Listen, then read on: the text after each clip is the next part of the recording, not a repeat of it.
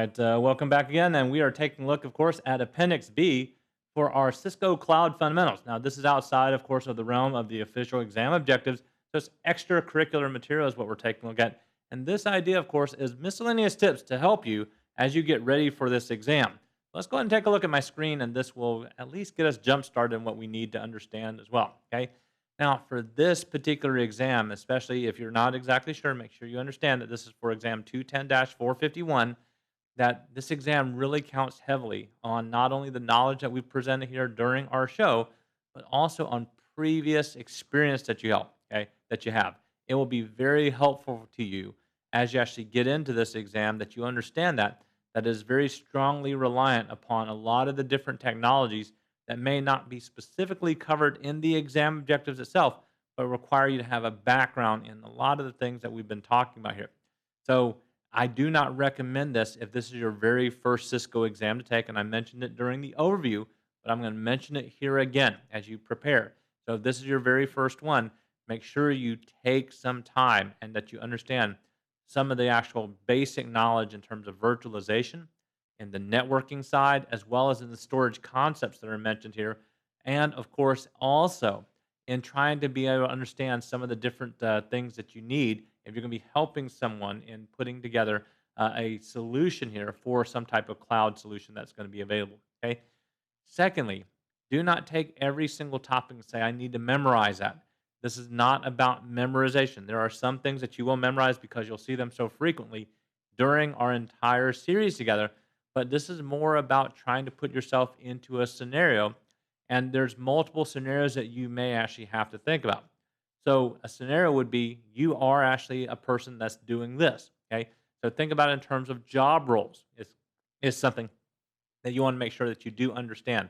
Also, think about the idea here of whether you're working in a large particular data center or whether you're working for a small company. Those are also things that will help you decide what type of product that you need. And you also have to have a familiarity, as we talked about as well, in terms of hardware, which we'll get into too. Okay. But the scenarios, well, that's what you want to do. Is you want to make sure that you come across all the concepts and terms that you don't understand.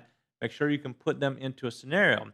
And if we go across any hardware and you look it up, which you should look up every piece of hardware on your own as well, you see case studies. My recommendation is you read some of those different case studies to give you a good solid foundation of what that particular component is about. Okay. In terms of hardware, you will need to know some details about hardware. Now, it's not the most specific details, but think about it from the standpoint that you're either purchasing this equipment or you're helping someone to decide what is going to be the best model of this equipment that you're actually going to end up choosing. Some of those actually do come down to things that we discussed during the actual exam objectives itself, as we covered in the course, where you have to consider whether or not things are expandable, or whether or not you're actually having to deal with cost, or whether you're working in a small center that's never going to expand out anything, or whether you're actually working in a data center in which cost is not a particular concern of theirs as well. All that's also possible too. The different storage devices that we've talked about as well, these are also going to be key too. Okay, especially take a look at those integrated solutions and understand some of the components that are actually in there, so you can identify where some of these storage solutions come from and how to differentiate them if you need to. Okay. Finally, I want to talk about the idea of you actually sitting down for the exam.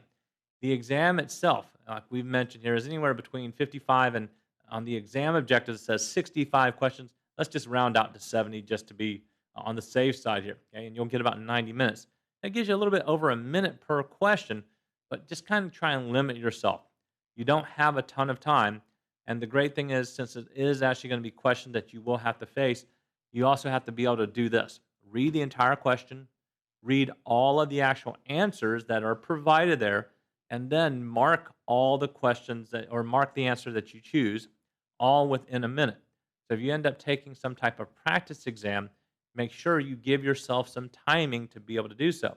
It's one of the exams that are really easy for you to run out of time on, because some of the ways that they'll actually ask you about the exam itself, on the questions itself, it will cause you to pause and think and actually have to consider what each answer should be. And the other thing that I also noted right here, remember, you only get one pass through. You do not get to come back to harder questions. So as soon as you hit the next button, even if you know that you've gotten it wrong and you want to go back and change it, you do not get that opportunity to do so. So make sure you can read the entire question, okay? Again, along with every answer, mark the answer, and then if you think that you're actually still under a minute, go back and reread it and verify that you believe that you've actually marked the answer correct before hitting the next button, okay? The time will disappear on you quickly if you are not exactly sure about what you're choosing. So it's always actually something that you want to practice as you get ready for that exam as well. Now, these particular exam tips, I believe, will help you as you get ready for that exam and the final push, in getting ready. And the reason why is that these are things that you have to focus in on if you're actually going to be successful with this exam. Okay. Overall, though, with the two appendices that we've actually added in to the end of this show, it should help you to actually get ready and to actually be more prepared for the exam. So make sure you do take a look at them as well as all the other exam content. If you keep these tips in mind, you actually be able to become very successful at coming close to passing the exam, if not actually outright passing the exam itself. So make sure you study hard and get ready. This is no easy exam, so make sure you push forward and continue your studies here. But that's a great place for us to end this episode. So thank you very much for joining me.